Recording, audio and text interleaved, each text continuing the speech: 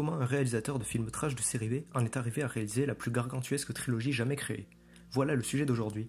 Peter Robert Jackson est né le 31 octobre 1961, le jour d'Halloween, à Pukereua Bay, en Nouvelle-Zélande. Dès 8 ans, il réalise ses premiers films avec la Super 8 de ses parents, aimant déjà les effets spéciaux qu'il réalise en s'inspirant de ceux de Ray Harryhausen en stop motion, car le premier film à l'avoir marqué était King Kong, sorti en 1933, qui lui a donné envie de devenir réalisateur. Faisant donc chez lui, avec ses jouets, une reproduction de la scène finale du film sur l'Empire State Building. Il réalise donc quelques courts-métrages, à savoir The Dwarf Patrol, World War II, The Valley, James Bond et Curse of the Grave Taker, et réussit à financer son tout premier long-métrage, Bad Taste, en 1987, une comédie trash, comme il aura l'habitude de faire à ses débuts, racontant l'invasion aliens, enlevant des humains, dans un petit village de Nouvelle-Zélande, pour les manger dans leur fast-food de l'espace. Tourné en 4 ans, avec des potes pendant les week-ends, un passe-temps donc, un truc pour s'amuser, sur lequel il rencontrera Frances, ou juste Fran, Walsh, sa future femme et collaboratrice, qui fera également le cri des Nazgûl. En 89, il sort Les Feebles, une parodie porno entre guillemets des Muppets, tournée dans un hangar en 12 semaines et faisant écho au film de Brian Henson, le fils de Jim Henson, donc le créateur des Muppets, qui a sorti en 2018 Carnage chez les Puppets, une autre parodie trash dans laquelle les marionnettes sont également corrompues par les vices de la société moderne. Oh oh, la société moderne. En 92, il sort ce film. La fête est finie.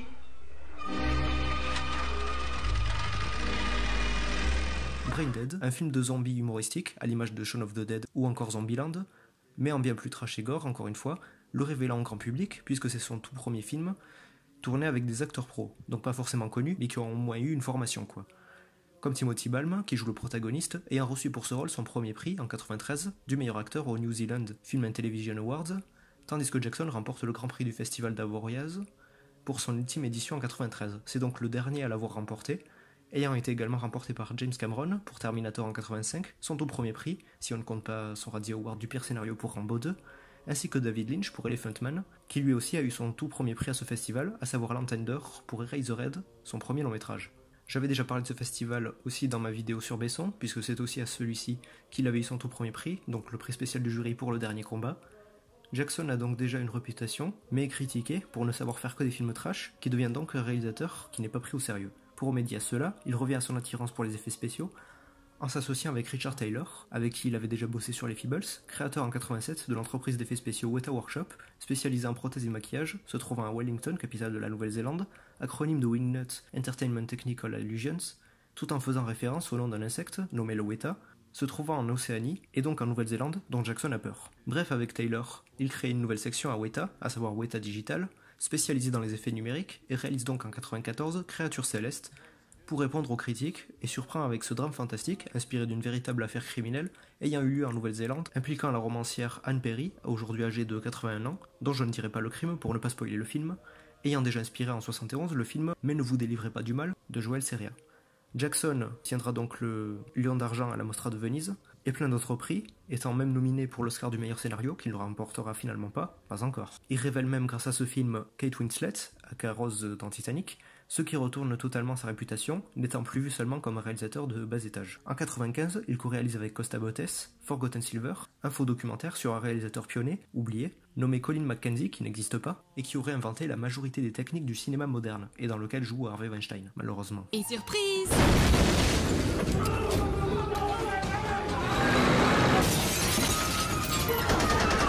Ça, c'est fait. Les spectateurs croient à ce prank, qui n'est révélé être faux que quelques jours après la sortie du film. Jackson est donc considéré comme un génie, ayant fait son Citizen Kane avec cette fausse biographie. Il est donc enfin demandé par Hollywood et signe un contrat avec Universal encore pour réaliser The Frighteners, ou en français Fantôme contre Fantôme, avec Michael J. Fox aka Marty McFly, une comédie sur un chasseur de fantômes. Délocalisant la production en Nouvelle-Zélande, car il était réticent au fait de tourner à Hollywood, dans les gros studios auxquels il n'est pas habitué. Ce qui est accepté, car en plus le film coûtera finalement moins cher que prévu, et Weta est sur place, donc pas la peine de bouger. On lui propose alors plusieurs projets, comme un remake de La Planète des Singes, qui reviendra finalement à Tim Burton, une adaptation du Seigneur des Anneaux, pour laquelle il signe une option, pour se consacrer à la troisième proposition, un remake de King Kong qui lui tient à cœur, son film préféré, le premier qui l'a marqué, et lui a donné envie de devenir réalisateur. Mais Fantôme contre Fantôme est un échec, et vu que Godzilla de Roland Emmerich et le remake de Mon ami Joe par Disney, qui est un semi-King Kong, sortent respectivement en 98 et 99, le projet est repoussé pour ne pas poser de problème. Il peut donc se mettre à bosser sur sa fresque la plus connue. I made a promise, Mr. Frodo. A promise. Don't you leave him, Samwise Gamgee. I can't carry it for you. but I can't carry you! À laquelle il consacrera plus de 7 ans de sa vie, si on compte le Hobbit. Miramax demande à découper les livres du Seigneur des Anneaux en 2 films, puis en un seul, comme l'avait fait Ralph Bakshi en 78, et n'avait même pas réussi à y intégrer le Retour du Roi. Film que Jackson a vu, et s'est en partie inspiré pour certaines scènes, qui ne sont pas dans les livres, mais bien dans le film de Bakshi. Jackson a pourtant démenti avoir vu le film, alors qu'avec ces éléments, c'est évident que si. Peter négocie avec New Line Cinema pour bien en faire 3 films, qui seront écrits à 4 avec Fran Walsh, sa femme avec qui il a eu 2 enfants entre-temps, mais aussi Stephen Sinclair, qui n'a rien à voir avec Bob, et Philippa Boyens. Il crée pour le film une nouvelle technique d'SFX, dont j'avais justement déjà parlé dans ma vidéo sur le sujet, à savoir le simulateur de foule, permettant de multiplier une centaine de figurants, pour qu'il y en ait des milliers, et ne pas avoir à en trouver autant, et perfectionne la technique de la motion capture en créant la performance capture pour Andy Serkis en Gollum. Le seul membre du casting à avoir rencontré J.R.R. Tolkien, l'auteur des livres, et le regretté Christopher Lee, aka Dieu le Père, qui voulait qu'il joue Gandalf, et jouera finalement son rival Saruman. Le rôle revenant à l'immense acteur britannique Ian McKellen, aka le premier Magneto également. Peter Jackson y fait un caméo à Bray, mais aussi sur un cadre, au-dessus de la cheminée de cul-de-sac, représentant les parents de Bilbon, qui sont en fait Peter Jackson et Fran Walsh. On peut voir aussi ce cadre dans le Hobbit, logique. Faisant un caméo dans tous ses films, il joue plusieurs personnages figurants dans tous les autres films, ayant même joué dans Hot Fuzz d'Edgar Wright, le rôle du Père Noël, le seul film dans lequel il n'est pas étant le Hobbit 3, donc le pire. Il existe une version longue de chaque film, la durée variant selon les montages comme La Roue d'Abel Gans, qui possède des versions de 4 heures comme d'autres de plus de 8 heures, allant pour le plus court de 2h24 pour le Hobbit 3 en version courte ou normale, vous dites comme vous voulez, à 4h15 pour la version longue du Retour du Roi. La trilogie Le Seigneur des Anneaux est tournée en même temps en Nouvelle-Zélande et dans les studios d'Hollywood de septembre 1999 à décembre 2000, comme les 4 suites d'Avatar par Cameron, dont le 2 vient enfin de terminer son tournage, partant pour 2 ans de post-prod. Les films sortent en décembre 2001, 2 et 3, et le succès est immense. Pour l'ensemble de la trilogie, les films ont remporté 17 Oscars sur 29 nominations, dont 11 rien que pour Le Retour du Roi, pour lequel Jackson gagnera l'Oscar du meilleur réalisateur, devenant un grand nom. Remettant au goût du jour la fantasy, qui n'avait eu droit qu'à des films pulp ou geek, donc sans ces films, on n'aurait peut-être jamais eu Game of Thrones, Warcraft ou The Witcher, j'en sais rien. Là, les livres, qui avaient déjà été ressortis par Bakshi, gagnent à nouveau en intérêt, alors que les lecteurs de base avaient très peur. Jackson a réussi son pari et fait l'impossible, adapter Tolkien. Les films remportant 3 milliards de dollars, faisant de l'ombre au début d'une nouvelle saga de fantasy qui se rattrapera de toute façon, à savoir Harry Potter. Universal relance direct le projet de film King Kong, tant que Jackson a la cote, qui fera de lui l'un des réalisateurs les mieux payés d'Hollywood, avec un budget de 200 millions et un salaire de 20 millions pour lui et ses 2 co-scénaristes. Encore un film de 3 heures, tourné dans la baie de Wellington, avec une reconstitution de New York en 1933.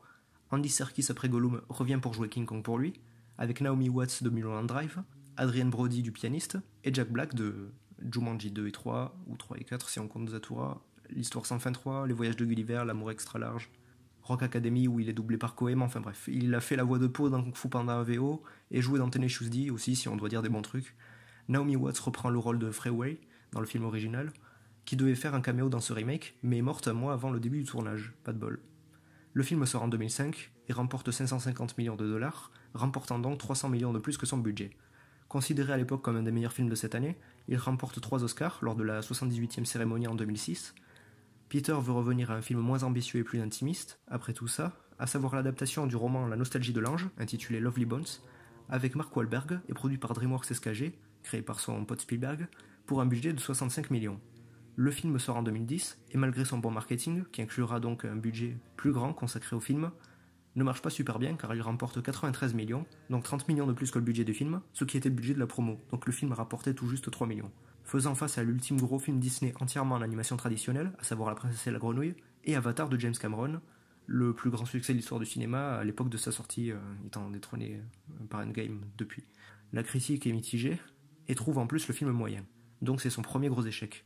En mars 2005, il colle un procès à New Line pour ne pas lui avoir donné les recettes du merchandising du premier Seigneur des Anneaux. Jackson perd le procès qu'il avait engendré, étant accusé d'être trop gourmand, et est interdit de réaliser un nouveau film pour New Line. En 2007, il espère tourner un film Halo, qui sera finalement annulé. Exactement comme Spielberg avait voulu le produire et reprendre le projet en 2014, finalement transformé en série, dont le tournage a apparemment déjà commencé. Le 30 décembre 2009, il est fait chevalier de l'Ordre du Mérite de Nouvelle-Zélande pour ses services rendus au cinéma néo-zélandais, et surtout au tourisme, car il a réussi à mieux faire connaître le pays, des fans venant désormais visiter Hobbiton, dont les décors ont été laissés en guise d'attraction touristique. Il est également membre de l'Ordre de la Nouvelle-Zélande et officier des Arts et des Lettres. Mais en 2007, les tensions se règlent entre lui et New Line, grâce au projet d'adaptation du Hobbit, que les fans ne voyaient pas se faire sans lui. Entre-temps, il produit le film Tintin de Spielberg, qu'il a mis 30 ans à faire, s'occupant des SFX grâce à Weta Digital justement, pour un budget de 100 millions. Le film devant être une trilogie, Jackson devrait réaliser le deuxième film, adapté du Temple du Soleil. Mais avant, il a dû sortir Le Hobbit, et à cause de ses peurs et de son conflit avec New Line, il préfère ne pas le réaliser et être seulement producteur délégué. Il prévoit donc de nommer Sam Raimi, réal d'Evil Dead, correspondant donc à l'esprit de Jackson et son Brain Dead, mais aussi des premiers Spider-Man, et donc quelqu'un familier des blockbusters. C'est finalement Guillermo del Toro, réal du Labyrinthe de Pan, Hellboy et dernièrement The Shape of Water, qui a gagné l'Oscar du meilleur film l'année de sa sortie, qui est nommé avant de démissionner à cause des problèmes financiers de la MGM dus à sa préparation. Jackson accepte donc de le produire et le réaliser, découpant donc un livre plus court qu'un seul tome du Seigneur des Anneaux, puisque ce n'est qu'un conte à la base que Tolkien avait écrit pour ses enfants pour en faire une nouvelle trilogie. Il revient en Nouvelle-Zélande, tourné à Hobbiton, fait un caméo dans le 2 reprenant le même rôle qu'il avait dans Le Seigneur des Anneaux, et offre à Christopher Lee son dernier rôle dans le 3 avant de mourir, donc pas son meilleur. Le premier film sort en 2012, et bien que toute la trilogie marchera bien au box-office, puisqu'elle rapportera 3 milliards, pour un budget de 250 millions chacun, donc 750 pour la trilogie complète, elle recevra des critiques très moyennes le comparant au Seigneur des Anneaux, en disant que c'est quand même bien moins abouti et d'une qualité clairement inférieure. Le premier n'est pas très apprécié, et est trouvé trop long, ce qui n'est pas bon signe, les spectateurs ne voyant le fait de découper le livre en 3 que comme une opportunité pour gagner 3 fois plus de fric. Il inclut des chansons se voulant plus proches de la trame plus enfantine du livre, puisque ce n'est plus une fresque épique, c'est un conte, donc même dans la DA, l'image est plus lisse car les couleurs sont saturées, ce qui donne une impression étrange quand même. En effet, si vous lisez les livres, vu que c'est de la poésie en prose, les personnages chantent plus que dans un Disney, d'où l'intention des Beatles d'adapter ces livres en chansons. On peut y voir les trolls, dont Bilbon racontait l'histoire d'une manière différente dans la communauté de l'anneau, et qu'on voyait même directement dans le film. Le 2 sort en 2013 et est bien plus apprécié, étant considéré comme le meilleur des trois. Les critiques trouvent juste la présence de Legolas et de Toriel qui ne sont pas dans le livre de trop. Legolas parce que ça fait fanservice, et Toriel parce qu'elle n'existe pas, étant le seul personnage de la saga entièrement créé par Jackson et Walsh. N'ayant pour seul rôle que sa relation amoureuse avec Killy, le seul nain BG de la compagnie, tandis que d'autres critiques sont contentes de voir une femme forte dans cet univers. Arwen dans Le Seigneur des Anneaux ayant un rôle quand même plus important que dans les livres, mais n'étant pas non plus très présente. Les plans GoPro sont très mal pris, et la meilleure chose de ce film reste donc Smaug, le dragon, doublé par Benedict Cumberbatch en VO, qui est parfait dans ce rôle, comme dans tous ses rôles en fait, quoique. The king from under the mountain is dead. Where are the kin who dare seek revenge?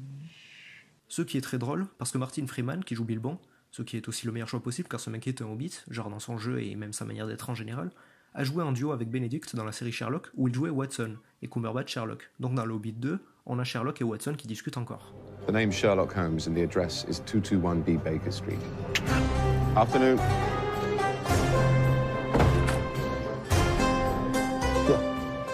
He's always like that. Le film finit sur un gros cliffhanger qui lui a été énormément reproché et une chanson d'Ed Sheeran.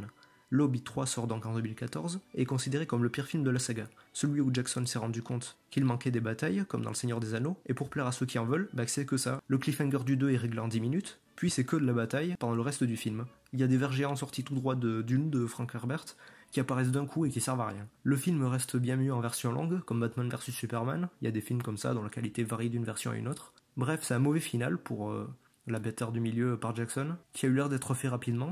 Tout ça pour que Jackson dise qu'il ne fera pas Tintin, qu'il avait promis de faire après le Hobbit. Disant être lassé par les blockbusters, il dit vouloir faire un film plus intimiste, encore une fois, avec sa femme sur la Nouvelle-Zélande, qu'il n'a même pas fait depuis, puisque depuis le Hobbit 3 il fout plus grand chose. Il a dit avoir un projet secret avec Spielberg il y a 2 ans, dont on n'a plus de nouvelles depuis, c'est peut-être Tintin justement. En 2018, il produit et écrit avec sa femme Mortal Engines, un film steampunk avec Hugo Weaving, aka Elrond du Seigneur des Anneaux, montrant des mignons comme symbole de la culture passée, qui recevra un accueil très moyen. Il a aussi réalisé la même année un nouveau film après 4 ans de pause, un documentaire sur la Première Guerre mondiale intitulé They Shall Not Grow Old, ou en français Pour les soldats tombés, qu'il a fait à l'occasion du centenaire de l'armistice et la fin de la Première Guerre mondiale, à partir d'images d'archives du Musée impérial de la guerre de Londres, ayant fait un grand travail de restauration, mais aussi plus particulièrement de colorisation. En début d'année, le boss actuel de Casterman a annoncé que Tintin 2 était toujours en projet et signé, donc c'est officiel qu'il le fera, mais avant, Jackson sortira l'an prochain un documentaire sur l'album Let It Be des Beatles, ceux-là même qui voulaient jouer dans un film Le Seigneur des Anneaux, qui aurait été réalisé par Kubrick, avec John Lennon en Gollum, Paul McCartney en Frodon, Ringo Starr en Sam, et George Harrison en Gandalf. En 2019 est sorti Yesterday, de Danny Boyle, le Jean-Philippe des Beatles, qui est aussi un plagiat d'une BD portant le même titre en plus. Pour revenir sur l'avenir de ses œuvres passées, l'an prochain devrait sortir Kong vs Godzilla, et une série Le Seigneur des Anneaux par Amazon, qui devait être avec Will Poulter, qui vient finalement de quitter le projet pour problème de planning, sortira en 2021, soit l'année de sortie estimée de Tintin 2, qui avait été estimée de toute façon en 2013, avant d'être repoussée sans arrêt. Et même s'il fait son doc sur les Beatles, il peut le faire en même temps, puisqu'après tout, Scorsese a sorti en 2019 son deuxième doc sur Bob Dylan pour Netflix en juin, puis The Irishman, son ultime film de mafieux, en novembre. Jackson a l'air de se reposer un peu, depuis le semi-échec du Hobbit, et sa propre déception envers ses films, sur lesquels même Ian McKellen, aka Gandalf, était en pleurs, à cause de l'abus de fond vert et de SFX, rendant le film creux et lui faisant perdre tout le naturel qu'avaient les paysages de la Nouvelle-Zélande dans Le Seigneur des Anneaux, le pays natal de Peter, et si j'attends autant Tintin 2, c'est parce que j'attends déjà Tournesol, mais aussi son grand retour pour qu'il nous refasse un grand film.